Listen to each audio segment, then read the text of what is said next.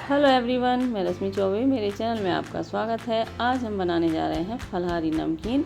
और ये नमकीन जो है व्रत में खा सकते हैं और इसे हम पहले से भी बनाकर रख सकते हैं। और ये बनाना बहुत ही आसान है, बहुत जल्दी बनकर तैयार हो जाता है, बिल्कुल भी इसमें समय नहीं लगता है। तो चलिए हम इसे बनाना शुरू कर लेते हैं। तो इसे बनाने के लिए हमने गैस पर एक कढ़ाई चढ़ाई हुई है और उसके थोड़े से गर्म होते ही हमने उसमें डाला है 2 से 3 चम्मच देसी घी।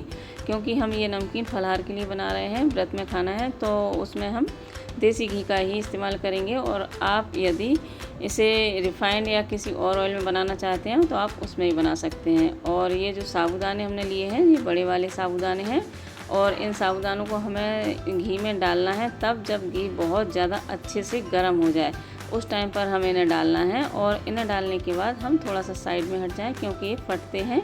जब इन्हें फूलने का टाइम आता है, अच्छे से गर्म हो जाते हैं तो फूलने लगते हैं, तो ये फटते हैं। तो इसलिए हमें थोड़ा सा साइड में हो जाना चाहिए। और जैसे ही इनका चटकना बंद हो जाए तो आप समझ जाइए कि ये काफ़ी अच्छे से फूल चुके हैं। तब हम इन्हें कढ़ाई से बाहर निकाल लेंगे। तो इस तरह से हमें इन्हें तैयार करना है तलकर। और इसी प्रोसेस से हम इसका सेकंड बैच भी तैयार कर लेंगे।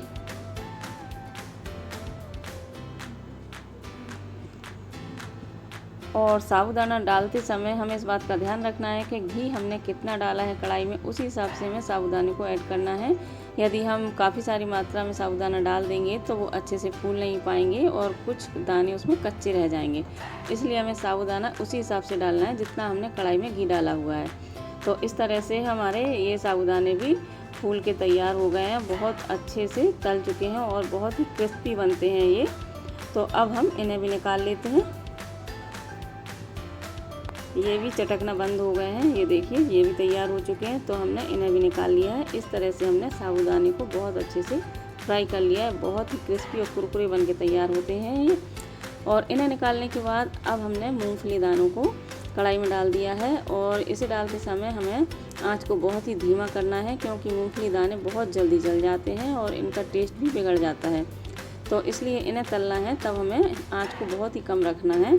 और इसके बाद अब हम डाल रहे हैं बादाम। तो इस टाइम पर भी हम फ्लेम को बहुत कम रखेंगे, क्योंकि ये भी मूंगफली की तरह ही होते हैं और बादाम भी बहुत जल्दी सिक के तैयार हो जाते हैं। तो हमने इन्हें भी सेक लिया है और अब हम इन्हें भी निकाल लेते हैं।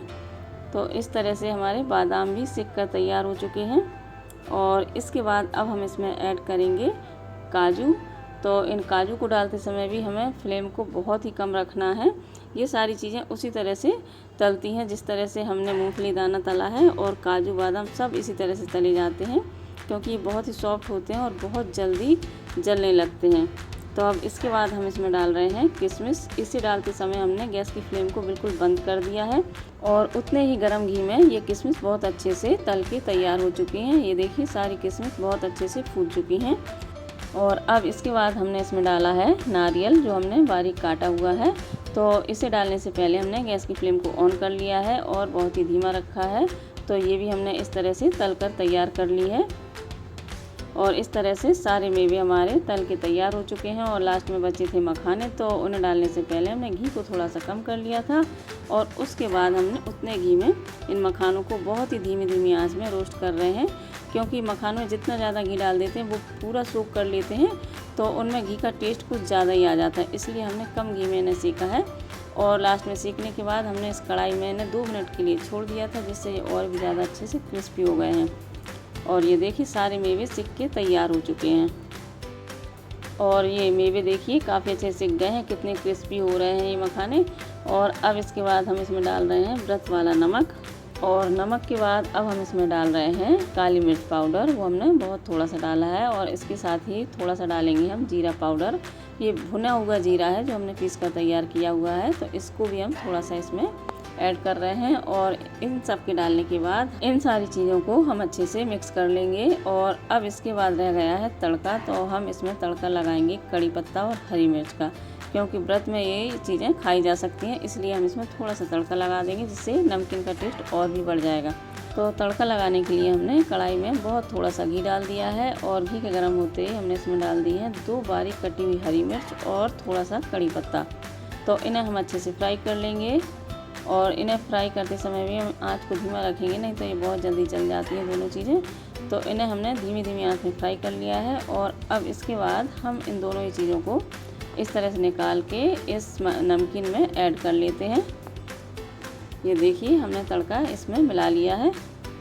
तो अब हम इसे भी अच्छे से नमकीन के साथ मिक्स कर लेंगे। और देखिए फलाहारी नमकीन कड़ी पत्ते के साथ बनकर तैयार हो चुका है। और ये नमकीन बहुत ही ज़्यादा टेस्टी बनता है, बहुत आसान तरीके से बनकर तैयार हो जाता है और इसमें बिल्कुल भी समय नहीं लगता है।